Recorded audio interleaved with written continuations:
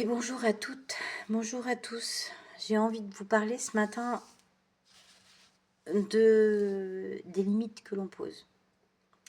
De comment on peut s'écouter dans ses limites.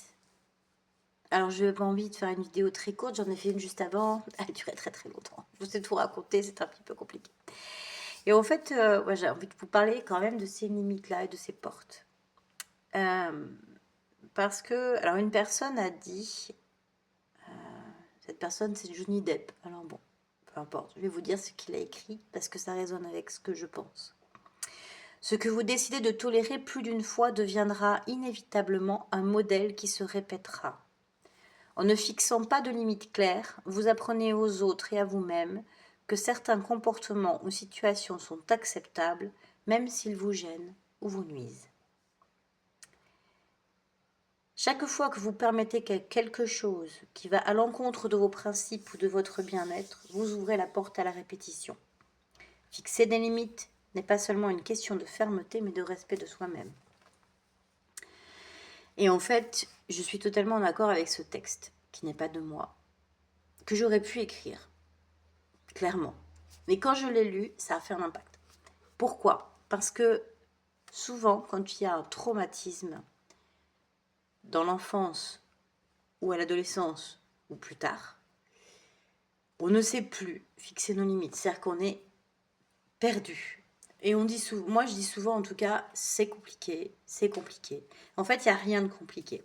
Juste, on a défoncé la porte à un moment donné de mes limites.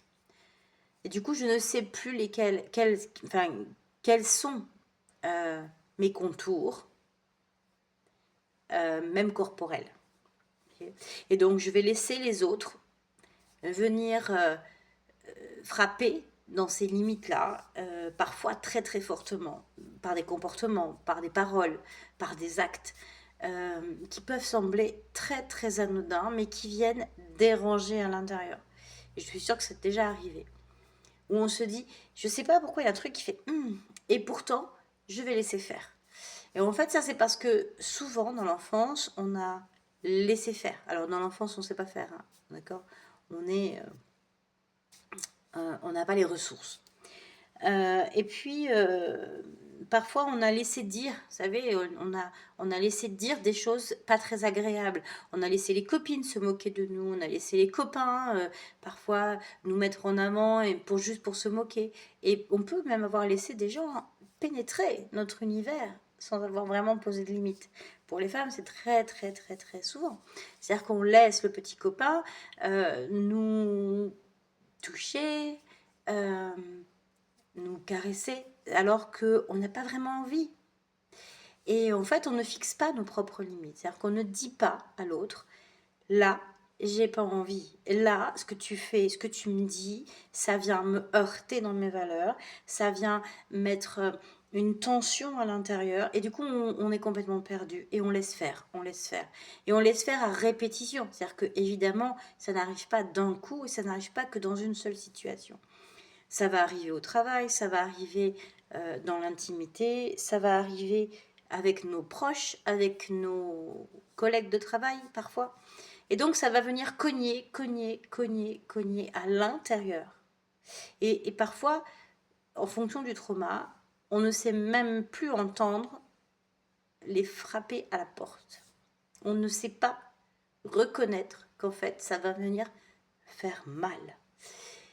Et il y a des gens très bien intentionnés qui vont dire mais si, tu vois bien, respecte-toi, là, la limite elle est franchie, c'est pas cool. Mais en fait, on a tous des limites différentes.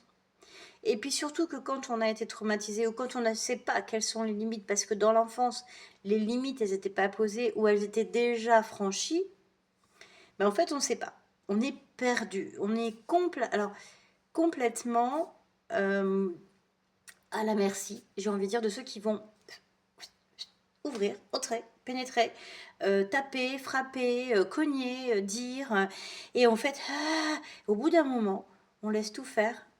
Et ces comportements, ces situations qui sont inacceptables, qui vont nous gêner, nous nuire, elles vont continuer à se mettre en place de façon régulière, récurrente, jusqu'à ce que nos limites elles explosent.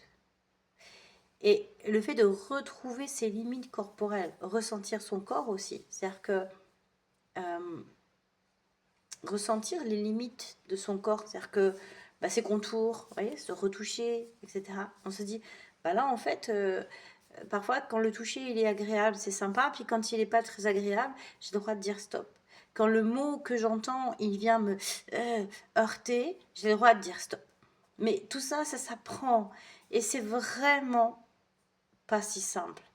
Et ça ne veut pas dire qu'il faut aller regarder ce qui a traumatisé à un moment donné. Quoique de toute façon, la vie s'en charge. En général, elle fait ouh, pop. Parce que souvent, il y a des situations qui nous ont habitués à être dans l'acceptation de ce qui n'est pas bon pour nous. Mais en fait, une fois qu'on a compris, qu'on a conscientisé, qu'on a vu cette situation, en fait, ça peut passer tout seul. C'est-à-dire qu'on peut toujours recadrer nos limites, les reposer par la discussion, la communication, par l'amour de soi, le contenant de soi, etc. Enfin bref, c'est des blabla. Enfin, c'est pas des blabla, mais je veux dire que ça vient vite. Voilà. Moi, quand je sais pas fixer mes limites et que quelqu'un vient me dire, fixe-les, respecte-toi. En fait, je sais pas ce que ça veut dire, me respecter. Donc, j'ai envie de vous partager ça parce que ça me demande beaucoup de temps et de patience avec moi-même. Beaucoup parfois de larmes aussi, parce que parfois on pleure. Parce que parfois je sais pas d'où ça vient et en fait ça va remonter comme une petite bulle. Hop. Et moi je laisse la vie s'en charger et en même temps j'ai des pratiques. Mais observez où sont vos limites. Observez-le. Observez où il y a quelque chose qui n'est pas acceptable et que vous acceptez. Il y a quelque chose qui vient que vous allez dire ou faire parce que l'autre vous le demande pour pas lui faire mal, pour pas le blesser. Observez ça. Observez. Moi aujourd'hui, j'ai vraiment envie de... C'est mon actualité du jour. Et je l'ai observé, c'est pas très agréable. J'avais envie de vous le partager parce que peut-être que ça peut aider quelqu'un ou pas. Mais en tout cas, j'avais envie de le partager. J'avais envie de vous dire que apprenez à fixer vos limites, les vôtres. Mais déjà, petit à petit, reprenez-les.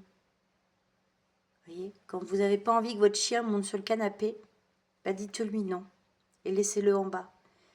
Si pour vous c'est ok, laissez-le le faire. Mais observez si vraiment c'est ok. Je parle du chien sur le canapé. Moi, mon chien, il n'y a pas de souci avec ça. Hein.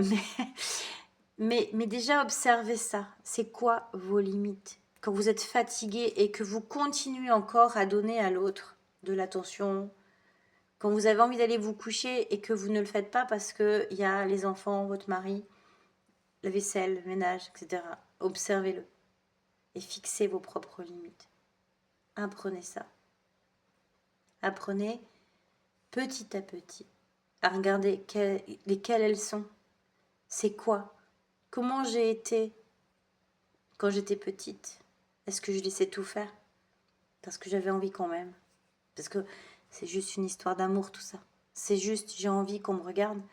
Et donc, j'accepte tout. Sauf que de tout accepter, l'autre ne nous respecte pas du tout.